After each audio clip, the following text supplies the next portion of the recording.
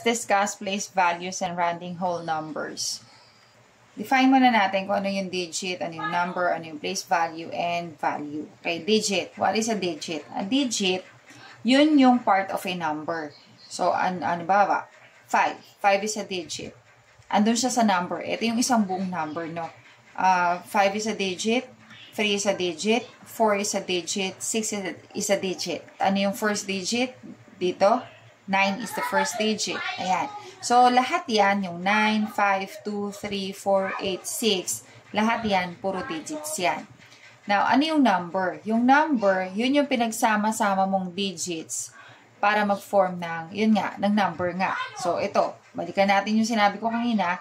These are 7 digits na pinagsama-sama and ang form ng isang number. And ano yung number na yon? It is 9,523,486. Okay. Now, ano yung place value? Yung place value, yun yung mga ones, tens, hundreds. Ayan. Ito yung ones place.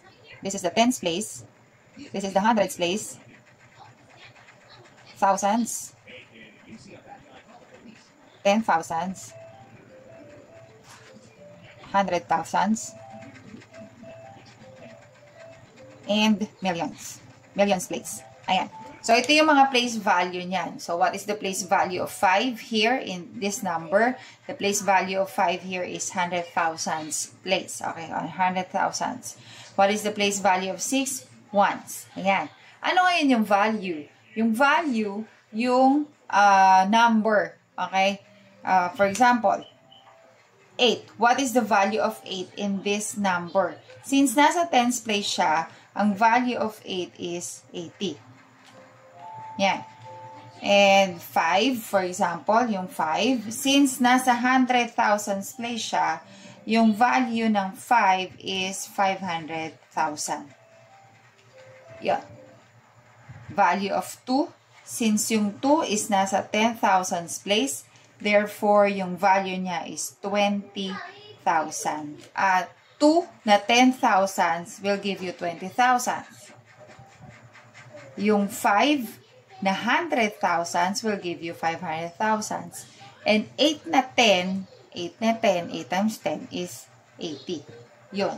So, yun yung value at yun yung difference ng place value at saka nung value. Ngayon, punta tayo doon sa rounding numbers. Let us round these numbers to the nearest kung ano yung hinihingi man dito, no? So, the number is 6,137,428. So, madali lang naman to. May rule lang naman tayo na gagawin.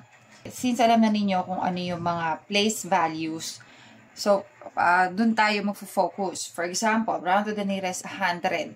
So, hahanapin mo anong digit yung nasa hundreds place. And then, dun tayo magfo-focus. Okay, so this is ones, tens, and hundreds. So, itong 4 yung nasa hundreds place.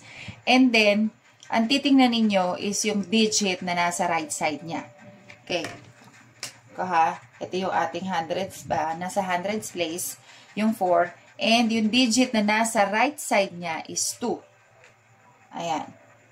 Ngayon, ang gagawin natin, pag yung digit na nasa right side, nung ira-round off natin, is pwedeng 0, 1, 2, 3, or 4, nasa ganyan, ibig sabihin, magra-round down tayo. And kapag naman yung digit na nasa right side nung ira-round off natin ay between 5, 6, 7, 8, and 9 or greater than 4, ibig sabihin magra-round up tayo. Gawin natin to, no, para mas maintindihan. Round to the nearest 100 nga, yung kanina sinabi ko, 4 is in the hundreds place and then yung digit na nasa right side niya is 2. So, ibig sabihin, andito siya, ibig sabihin magra-round down tayo. Round down. Ano ibig sabihin? Ito as is to. Kokopihin mo lang din yan. Ngayon, yung digit na to, pag magra-round down, ibig sabihin as is. Okay? Ikikip mo lang siya. Kung 4 siya, 4 lang din ang susulat natin. And then, yung lahat ng digits na nasa right side niya, papalitan natin ng 0. Ang answer is 6,137,000. Keep lang 400. Yan. Number 2, round to the nearest 10,000. Okay, so ones, tens, hundreds, thousands, 10,000s. Ito yung 10,000s, yung 3. Now, yung digit na nasa right side ni 3 is 7, and 7 is greater than 4. Ibig sabihin, magra-round up tayo. Ano ibig sabihin nun? Yung digit na ira-round off natin, magdadagdag siya ng isa. So, yung 3, magiging 4 lang. And then, lahat ng digits na nasa right side niya, magiging 0 na. Ayan. So, yung answer is 6,100,000. Ito, magiging 4 na. And then, the rest, 0. For number 3, round to the nearest 1,000.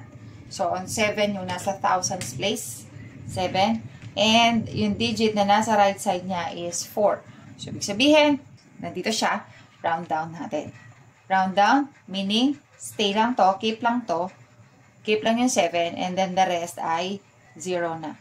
0, 0, 0. Keep lang yan, 7 pa rin yan. So, the answer is 6,137,000. For number 4, nearest 10. Okay, madali lang. Ito yung 8 ones. Ito yung 10. So, katabi is, nasa right side is 8. So, round up. Ibig sabihin, yung 2 madadagdagan ng isa. So, ito yung magiging 3 na lang. And then, lahat ng nasa right side niya, isa lang naman yon, magiging 0 na. So, it is 6,137,430. For the last number, 100,000. Ones, tens, hundreds, thousands, 10,000s, 100,000s. And then, ang katabi niya is free. Andito siya. Ibig sabihin, magra-round down tayo. Ibig sabihin din ulit, keep lang din tong 1. And then, the rest ay puro 0 na yan. Ayan. The answer is 6,100,000.